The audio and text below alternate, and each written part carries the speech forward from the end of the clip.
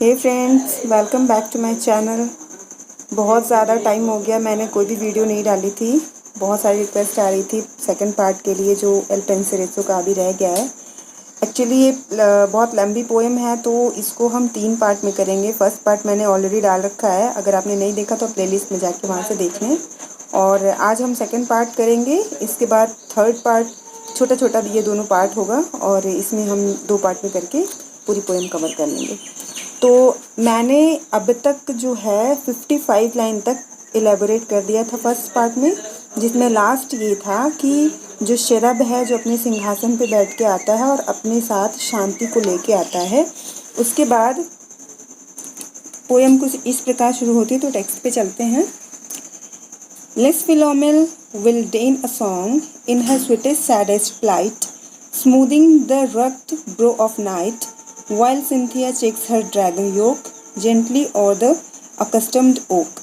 तो यहाँ पे पोएट कहना चाहते हैं कि फिलोमेल एक कैरेक्टर है जो यहाँ पे बताया गया है नाइटिंगेल को। तो कहते हैं कि नाइटिंगेल जो है उसको सॉन्ग की रचना करने दो, मीठे आवाज़ में उसको गाने दो। उसकी जो स्वर होंगे वो बहुत ही स्वीट एंड सैडेस्ट होंगे, बहुत दुखित होंगे स्थिति में, और वो रात के इस कठोरता को अपने गाने के थ्रू स्मूथ कर देगी।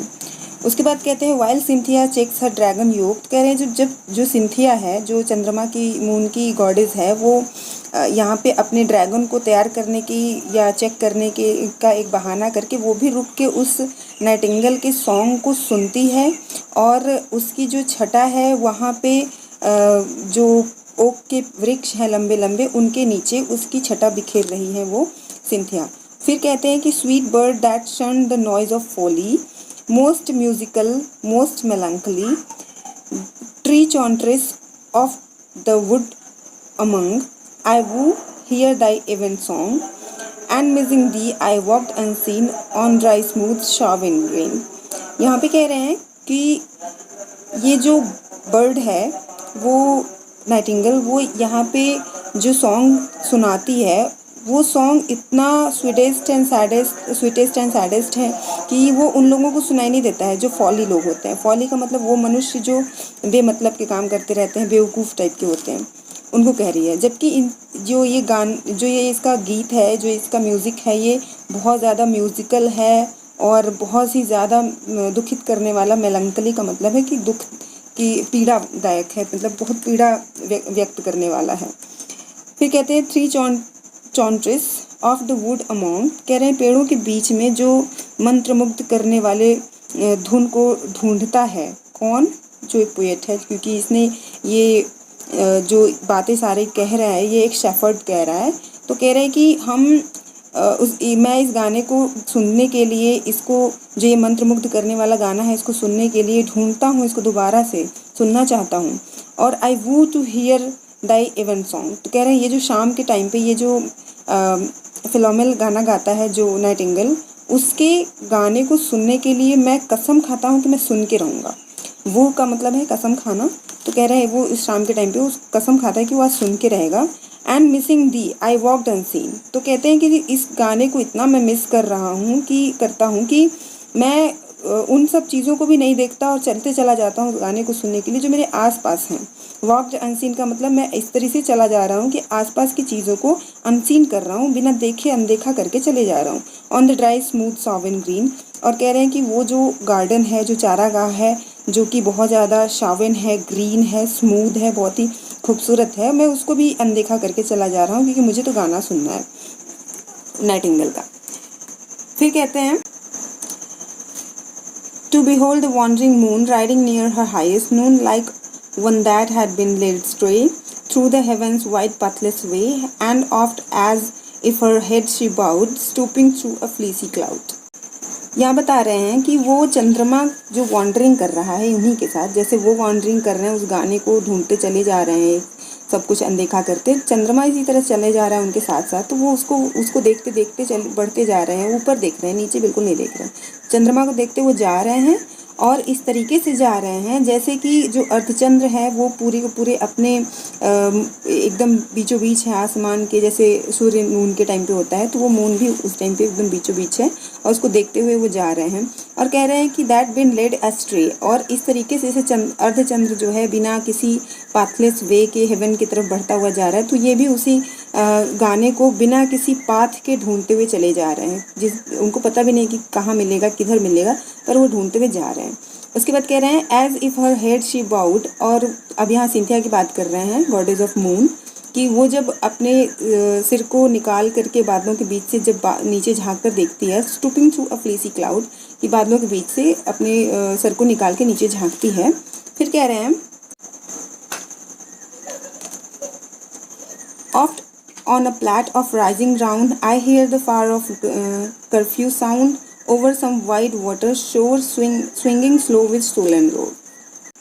जब बादलों के बीच से अपने सिर को निकाल के सिंथिया नीचे देखती हैं तो उनकी जो छटा है, उनकी जो रोशनी है वो नीचे ग्राउंड पे पड़ती है, और कह रहे हैं कि उस प्लैट पे पड़ती है। वो जो प्लैट का मतलब प्लॉट है, जगह जगह छिटपुट छिटपुट सी रोशनी उनकी पड़ती है धरती पे पेड़ों के बीच से होकर के। फिर कह रहे हैं I hear the far of curfew sound, मैं उस कर्फ्यू साउंड को सुन सकता हूँ, जो कि जो वहाँ पे झरने का पानी है और भी जो पानी जो कलकल की आवाज़ कर रहे हैं, उनके बीच में ऐसा लग रहा है वो कर्फ्यू मचा रहे हैं और मुझे उस गीत को सुनने नहीं दे रहे हैं, लेकिन उसके बीच से भी मैं उस गाने को सुन सकता हूँ। Swinging slow with sullen road, sullen road का मतलब होता है उदासी भरे आवाज़ को कह रहे हैं कि जो वो उदासी भरी जो आवाज़ है इस वाटर के शोर के बीच में से भी मैं सुन सकता हूँ। फिर कह रहे हैं or if the air will not permit, some still removed place will fit, where glowing embrace through the room, teach light to counterfeit gloom. Far from all resort of mirth, save the cricket on the hearth. तो यहाँ पे ये कह रहे हैं कि जो आयर का मतलब यहाँ पे एयर से है कि अगर मुझे ये हवाएं यदि मुझे परमिशन नहीं देती हैं तो कोई जगह ज़रूर होगी जो कि खाली होगी और मेरे लिए बिल्कुल सूटेबल होगी, बिल्कुल फिट होगी। Where glowing embers to the room, कह रहे हैं जहाँ पे लाल जलते हुए अंगारे होंगे उस रूम में, and teach light to counterfeit a gloom, यानी कि जो काउंटरफिट का मतलब होता है नकली, तो कह रहे हैं कि जो नकली ग्लूम है लाइट की उसको बुझने की तरफ इशारा करेगा, उसको बताएगा कि अब तुम्हें बुझ जाना चाहिए। Far from all resort of mirth, कह रहे हैं कि जो मृत है उसके पहुँच से, उसके सहारे से दूर होगा वो रूम। जैसे कि कोई क्रिकेट होता है यानी कि झिंगुर होता है जो हर्थ यानी चिमनी में छिपा होता है, बच जाता है, बाकी झिंगुर तो यहाँ वहाँ मतलब यहाँ पे कहना ये चाहते हैं कि जैसे झिंगुर एक दो झिंगुर होते हैं जो हर्थ में छिप के बच जाते हैं, उसी तरीके से कोई कुछ रूम होंगे, कोई जगह होगी जो मृत के सहारे से बच गई होगी। मृत यानी कि आनंद की देवी, और ये मेलंकली को पसंद करते हैं, तो कह रहे हैं कि मैं मेलंकली की सिचुएशन में रहना चाहता हूँ, इसलिए मृत के आनंद वाली जगह से उनके सहारे से दूर रहना चाह रहे हैं। उसके बाद क्या, और the bellman's drowsy charm to bless the dress from nightly harm, और let my lamp at midnight hour be seen in some highly lonely tower where I may oft out watch the bear. अब यहाँ पे कह रहे हैं कि जो बेलमेंस है, बेलमेंस का मतलब होता है कोई बेईमान या छल कपटी व्यक्ति, तो कह रहे हैं कि बेईमानी या छल कपट से जो निद्रा है वो कहीं अपनी चाम को ना मेरे पास बिखेर दे, और to bless the doors from nightly harm, कि इस रात के टाइम पे कहीं निद्रा आ न जाए, तो तुम इस डोर को ब्लेस करो कि वो निद्रा जो है वो बाहर ही रहे, वो छल कपट से भी अंदर आने ना पाए। तो वो यहाँ पे शेफर्ड जो है वो जागना चाह रहा है। और let my lamp at midnight hour, कह रहे हैं कि मेरी जो लैम्प है उसको आधी रात तक जलने दो। तो यहाँ पे शायद वो चाहते हैं कि ये लैम्प जलती रहे, तो वो कुछ काम कर रहे होंगे शायद। Be seen in some high lonely tower, तो कह रहे हैं कि मैं उस लोनली टावर की तरफ देखता रहूं जो कि बहुत ही ऊंची है शहर में। Where I may oft out watch the Bear, जहाँ पे जो कि नॉर्थ साइड में है, तो यहाँ पे बियर का मतलब है वो सप्तऋषि तारे से जो 7 स्टार्स होते हैं नॉर्थ साइड में, उधर ही वो टावर है जो कि इतनी लंबी है कि वो बियर ऐसा लग रहा है कि उस 7 जो स्टार्स हैं उसको छू रही है। तो कह रहे हैं कि वो जो 7 स्टार है वो बियर के आकार के हैं और मुझे उसको देखने दो। ठीक है, तो वो उसको देखना चाह रहे हैं, वॉच करना चाह रहे हैं। With thrice great Hermes or unspare, the spirit of Plato to unfold, what world or what vast region hold, the immortal mind that hath forsook her mention in his fleshly nook. तो यहाँ पे कह रहे हैं कि जो Hermès है, जो कि 3 टाइम्स महान है, और वो उसको अनस्पेयर करने दो प्लेटो की स्पिरिट को, और वो प्लेटो की स्पिरिट को अनस्पेयर जब करेगा तो प्लेटो की स्पिरिट आकर के यहाँ पे अनफोल्ड करेगी वर्ल्ड में उन सारी घटी हुई घटनाओं को, स्टोरीज को, और रीजन में जो भी सच्चाइयाँ छुपी हुई हैं उनको वो अनफोल्ड करेगी। तो आगे बता रहा है कि क्या क्या अनफोल्ड करेगी। तो पहली बात बता रहे हैं कि the immortal mind that had forsook, कह रहे हैं वो इमोर्टल माइंड का मतलब है यहाँ पे idea. Her mention in the fleshly nook का मतलब है शरीर। तो ये नियो क्लासिकल नियो प्लेटोनिक युग के लोगों की बात कर रहे हैं, जो कि फ्लैशनी नूक का मतलब है जिनके शरीर के अंदर जो इमोर्टल माइंड होता था, जो आइडिया हुआ करती थी, वो उनके आइडियाज़ को अनफोल्ड करने की बात कर रहे हैं कि उनके आइडियाज़ को बताओ हमें कि उस टाइम के लोगों की आइडियाज़ कैसी हुआ करती थी। And of those demons are that are found in fire, air, flood, and underground, whose power hath a true consent with planet or with element, sometimes led gorgeous tragedy.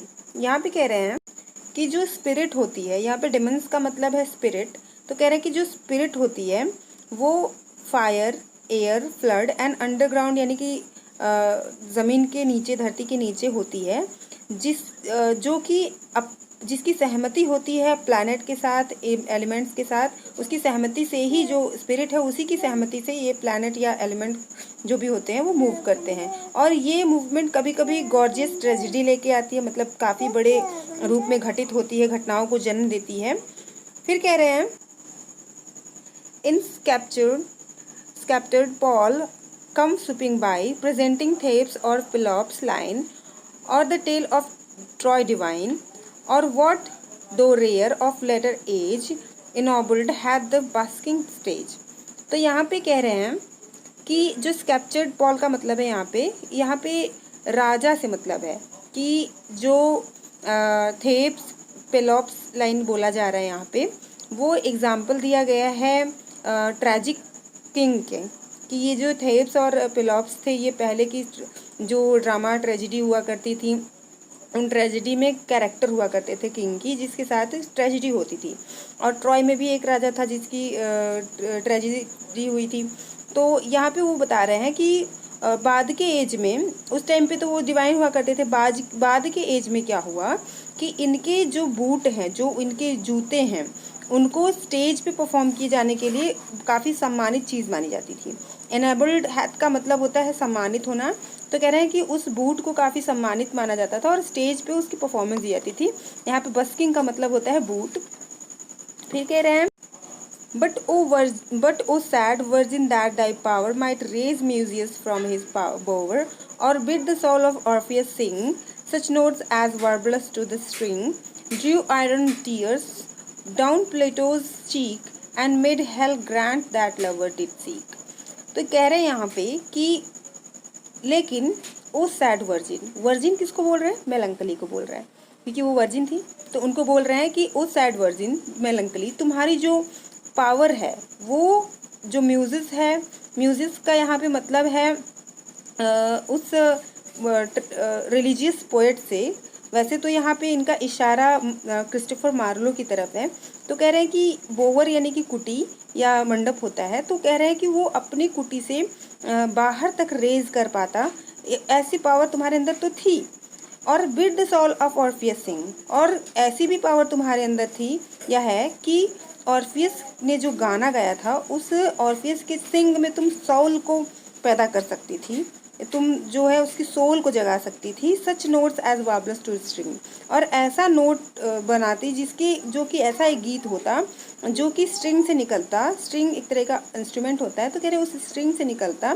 Drew iron tears down प्लूटोज चीक, जो कि Pluto की चीक पे iron tears होता।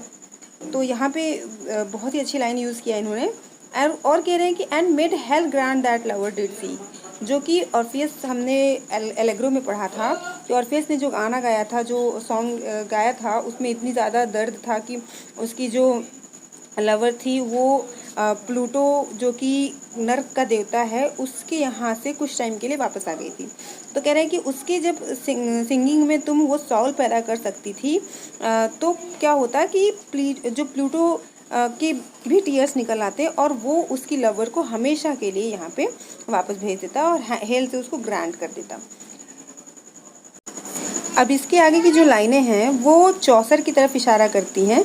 तो कुल मिलाकर के जहाँ लैम्प से बात शुरू हुई थी, लैम्प इन्होंने आधी रात तक जलाने को बोली थी, तो यहाँ पता चल रहा है हमें कि वो कुछ पढ़ रहे थे और आगे की लाइनों में वो अपनी जो जो चीज़ें वो पढ़ रहे हैं उसके बारे में जिक्र कर रहे हैं। तो कह रहे हैं कि जो चौसर के बारे में अब वो कह रहे हैं, ये पूरी की पूरी लाइन जो मैं पढ़ने जा रही हूँ, ये पूरा का पूरा लाइन चौसर के कैंटरबरी टेल्स के स्क्वायर टेल से लिया गया है, जो कि हाफ रह गई थी और चौसर की उसी टाइम डेथ हो गई थी, तो उस टाइम पे वो इसको पूरा नहीं कर पाए थे, तो ये उससे ली हुई है। और कह रहे हैं यहाँ पे टेक्स्ट की तरफ चलते हैं, और call up him that left half told the story of Cambuscan bold of Campbell and Elgersif, and who had Canes to wife that owned the virtuous ring and glass, and of the wondrous horse of brass, and which the Tartar king did ride, and if aught else great bars beside in sag and Solomon tune have sung, of tourneys and trophies hung, of forest and enchantments drear, where more is meant than meets the ear। तो यहाँ तक की पूरी लाइनें चौसर के Canterbury tell से ली गई हैं, जैसा कि आप देख सकते हैं यहाँ पे। और इसमें जो कैम्बस्कैन बोल्ड का वो है, वो कैम्बस्कैन एक रचना है ह्यू थॉमसन की।